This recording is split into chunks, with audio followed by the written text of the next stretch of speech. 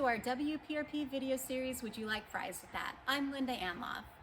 There are different types of decks that you can use on pallet rack beam levels. Most of the time, wire decks work for customers, but there are occasions when they need flat, solid decks as well. And we can do that a couple of different ways. One way is to use safety bars underneath a flat cap, or you can also use a corrugated deck under a flat cap. Now, there's situations where fire codes require sprinkler systems, and so those flat decks also need to have perforations in them.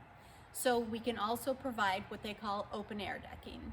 If you have more questions on this, be sure to let us know and tune in to see us on LinkedIn, Twitter, and Instagram. Thanks for tuning in.